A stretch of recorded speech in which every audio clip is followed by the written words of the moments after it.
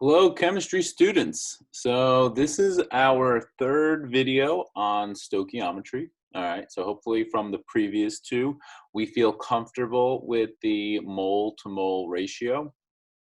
And we saw the mass to mole problem in the previous video. That was a two-step problem. In this one, it's the biggest problem we're ever going to get, the mass to mass stoichiometry problem. This is what chemists actually work with most of the time, all right? Because we can't just measure moles in a lab, all right, but we can measure mass on a scale.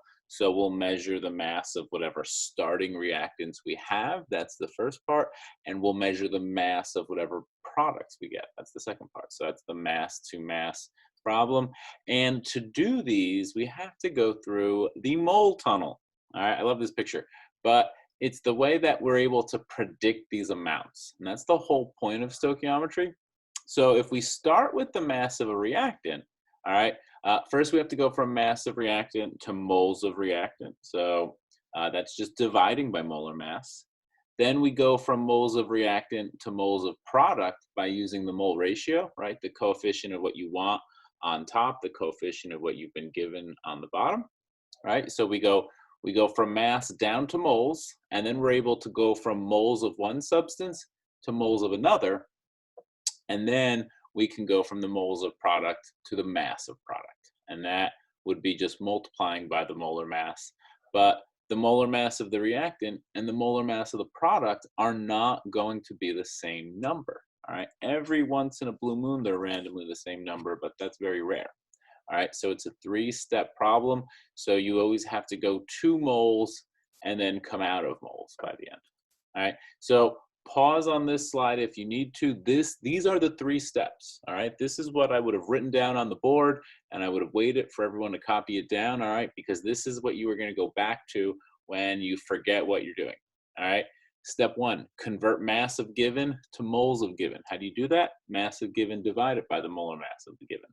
Step 2, multiply moles of given by mole ratio. Remember, coefficient of want on top of ratio, coefficient of given on bottom of ratio. And 3, convert the moles of want to mass of want. All right, multiply moles of want by the molar mass of want. So you can see in these 3 steps, you need your calculator and you need the periodic table to look up those molar masses. All right, so that's why you always need those with you when you're working on these problems. So when you go to do the worksheet after this video, make sure you have that periodic table out, because there's no possible way you can do these questions without that piece. All right, so here is our practice question. All right, if you watch this and it still doesn't make sense, I'm going to upload an old video I had on stoichiometry from my old school, but this should include everything you're going to see for the questions I'm going to be assigning you during this period in time. So we have the balanced reaction. You will always get the balanced reaction, all right? If a student wants to use 150 grams of aluminum, all right, that's my AL, for the thermite reaction shown above. All right, if anyone's ever seen the thermite reaction on YouTube or on different science shows, it releases a lot of heat. It's pretty cool. So the aluminum reacts with the rust. Anyway, how many grams of iron 3 oxide rust, and that's this Fe2O3 over here, how many grams of iron 3 oxide rust does the student need to make sure all the aluminum reacts? All right, you're starting with 150 grams of aluminum. We need to know how much Fe2O3 to add to it. Often when we're doing a lab in school, I've already, or the book we're getting the lab from, that book has already done the stoichiometry, right? We already know what the ratio should be, how much you need to add, and so that's why you've already like received that recipe. But this is if you were doing it on your own, right? Now, you could just add a ton of rust, right? So much that you know you would have excess and it would all react. And that's what a lot of our questions say often. They say, you know, excess oxygen, excess nitrogen. But this is a question where we do want to figure out the exact measurement. All right, so we're going to go through our 3 steps together. Step 1, take the given substance, the 150 grams of aluminum, all right, and we convert it to moles. How do we convert it to moles? We divide it by its molar mass. The molar mass of aluminum is 26.98. I do not include the 2 because that 2 is a coefficient. It's in front. If this Al had a subscript of 2, then I would multiply this by 2. But I do not include the coefficients. The coefficients are all in their own step, but subscripts do apply in step 1. Aluminum doesn't have one, so it's not needed. 150 grams of aluminum divided by 26.98 gives me 5.56 moles of aluminum. All right, so now I've done step 1. I have entered the mole tunnel. All right, step 2. I'm going to take my 5.56 moles of aluminum and I'm going to multiply it by the mole ratio. All right, I can't multiply mass in the mole ratio. It only works with moles. So 5.56 moles of aluminum, I want the coefficient of what I already have to go on the bottom. So the coefficient of the aluminum from the reaction. All right, so that's why 2Al will be on the bottom.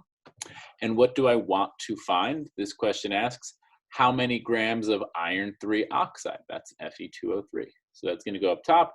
It does not have a coefficient, which means its coefficient is 1.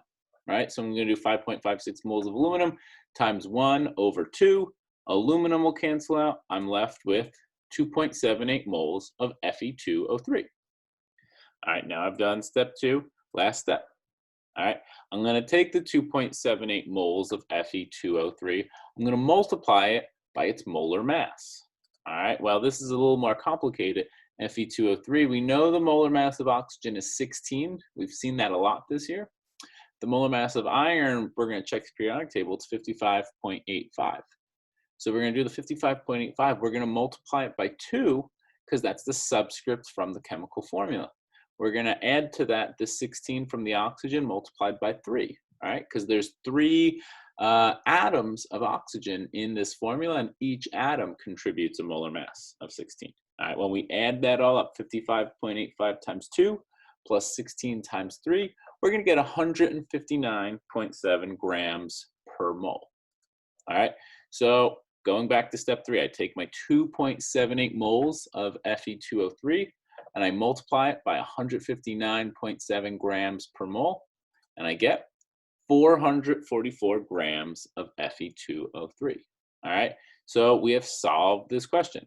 If a student wants to use 150 grams of aluminum for the thermite reaction shown above, they need 444 grams of rust. All right, 444 grams of iron 3 oxide. These questions, it can be reactant to another reactant like we saw here. It could be reactant to a product. All right, but we always follow the same steps, right? Step 1, convert your mass given into moles. Step 2, multiply by the mole ratio. And then step 3, take the moles you get of the want from that mole ratio and multiply it by its own respective molar mass. All right, so do the practice questions. There's only 2 of them, but they're each a 3-step question. Make sure you have your periodic table with you. If you don't, there's no way you're going to be able to answer those questions. All right, and just practice makes perfect with stoichiometry. So just do the practice.